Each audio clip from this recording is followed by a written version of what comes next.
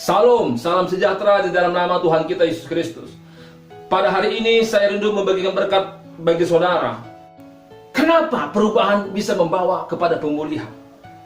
Sebenarnya target Injil ini diberitakan ialah supaya umat manusia bertobat dari dosanya dan tinggalkan semua pelanggaran-pelanggarannya. Kalau berkat-berkat yang tertulis dalam firman Tuhan itu hanyalah bonus dari Tuhan. Supaya kita bertahan hidup dalam dunia ini. Itu hanya bonus.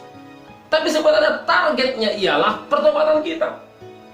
Jadi Tuhan menginginkan kita berubah. Supaya kita mengalami pemulihan. Jadi fokus dalam pemberitaan Injil itu ialah pertobatan. Sebab orang bertobat pasti hidupnya dipelihara oleh Tuhan. Itu sebabnya dalam Roma pasal 12 ayat 2 firman Tuhan mengatakan, jangan kau serupa dengan dunia ini. Kalau kau sudah hidup di dalam Tuhan, hidupmu nggak boleh sama seperti orang dunia. Kalau orang dunia mabuk, engkau tidak. Kalau orang dunia suka berjudi, engkau tidak. Kalau orang dunia suka selingkuh, engkau tidak. Kalau orang dunia suka mencuri, engkau tidak. Kalau orang dunia suka menyimpan sakit hati, engkau tidak. Jangan kau sama seperti mereka. Kita harus berbeda dengan orang dunia. Makanya firman Tuhan mengatakan,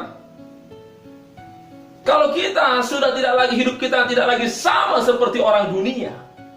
Dalam Matius pasal 6 ayat 33 mengatakan, maka Tuhan akan tambahkan apa yang kita butuhkan. Firman Tuhan mengatakan dalam Matius 6 ayat 33 itu, cari dahulu kerajaan Allah dan kebenarannya, maka semua akan kutambahkan kepadamu. Kalau berbicara kerajaan Allah, kalau berbicara kebenaran, ini berbicara pertobatan. Jadi ketika engkau hidup dalam kebenaran, ketika engkau sudah masuk dalam dimensi Tuhan, disitulah firman Tuhan mengatakan, maka apa yang kita butuhkan akan ditambahkan oleh Tuhan. Termasuk berkat-berkat jasmani. Karena gak akan mungkin ada manusia hidup kalau tidak makan dan minum. Tapi Tuhan menginginkan, yang pertama harus kita cari ialah kerajaan Allah dan kebenarannya. Haleluya! Jadi ketika hidupmu sudah berbeda dengan dunia ini, maka Tuhan akan tambahkan apa yang kau inginkan dari Tuhan. Apa yang kau butuhkan dari Tuhan. Dalam Matius 6 ayat 33 mengatakan, cari dahulu kerajaan Allah dan kebenarannya, maka semua akan kutambahkan kepadamu. Baik berkat jasmani, baik pemulihan dalam nikah rumah tangga, baik juga penyembuhan dari penyakit. Asal kita cari Tuhan, asal kita mencari firman, asal kita mencari kebenaran, asal kita sudah masuk dalam kerajaan Allah. Firman Tuhan tadi mengatakan, cari dahulu kerajaan Allah dan kebenarannya. Kalau kerajaan Allah dan kebenaran, ini berbicara perubahan hidup, ini berbicara pertobatan. Amin. Haleluya. Maka semua akan Tuhan tambahkan apa yang kita butuhkan dalam hidup ini. Bagaimana mungkin orang yang hidup di luar Tuhan ditolong dan diberkati oleh Tuhan? Bagaimana mungkin orang merampok minta perlindungan Tuhan, Tuhan lindungi? Bagaimana mungkin orang berjudi minta menang kepada Tuhan, Tuhan buat menang? Bagaimana mungkin juga orang selingkuh minta kepada Tuhan supaya perselingkuhannya jangan terbongkar? Bagaimana mungkin orang yang korupsi minta kepada Tuhan agar korupsinya jangan terbongkar? Kalau ini belum Tuhan jawab, berarti Tuhan kita bukan Tuhan kebenaran.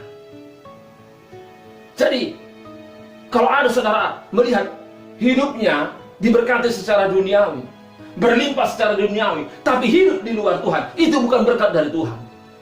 Itu sudah pasti berkat dari setan. Karena dalam dunia ini hanya ada dua pilihan. Sorga neraka, kehidupan kematian, berkat atau kutuk, setan atau Tuhan, berkat Tuhan atau berkat setan. Jadi kalau saudara hidup di luar Tuhan diberkati, itu dipertanyakan, itu belum tentu berkat dari Tuhan.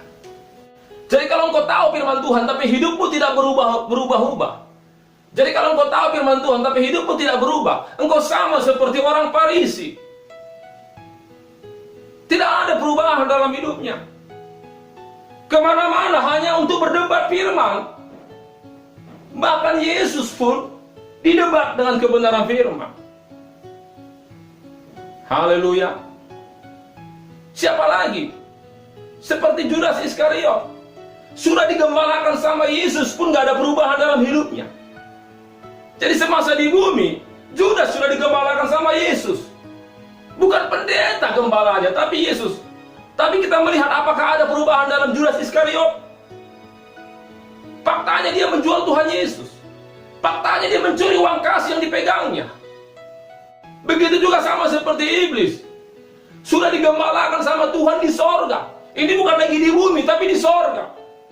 Ini pun kita melihat, iblis pun tidak jaminan sudah tinggal di sorga, hidupnya sudah bertobat. Mengapa demikian?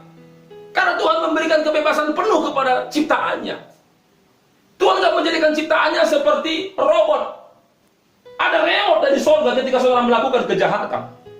Makanya ketika Adam melakukan dosa, bukan Tuhan tidak melihat, tapi Tuhan memberikan kebebasan penuh kepada umat manusia. Mau pilih keselamatan atau kematian, mau pilih surga atau neraka, itu saudara yang menentukan. Kalau saudara rindu masuk surga, lakukanlah apa yang baik, apa yang berkenan di mata Tuhan. Amin. Keselamatan itu pilihan. Bukan Tuhan yang menentukan saudara masuk surga atau tidak. Kalau engkau menerima kasih karunia dari Tuhan itu, engkau akan menerima keselamatan dan hidup kekal dari Tuhan. Tapi ketika engkau menolak kasih karunia itu, engkau sudah menolak keselamatan yang Tuhan berikan. Jadi mari kita mulai saat ini berhidup untuk Tuhan. Sungguh-sungguhlah engkau hidup mencari Tuhan. Bertobatlah mulai dari sekarang, tinggalkan dosa. Karena yang kita butuhkan ialah keselamatan. Berkat itu hanyalah bonus-bonus untuk manusia hidup. Tapi begitu engkau sudah meninggal dunia, itu tidak lagi engkau perlukan. Tapi apa yang kau lakukan semasa hidup untuk Tuhan, itulah yang akan kau bawa kepada Tuhan. Amin. Haleluya. Mau tinggalkan dosa, Tuhan pasti pulihkan hidupmu. God bless you.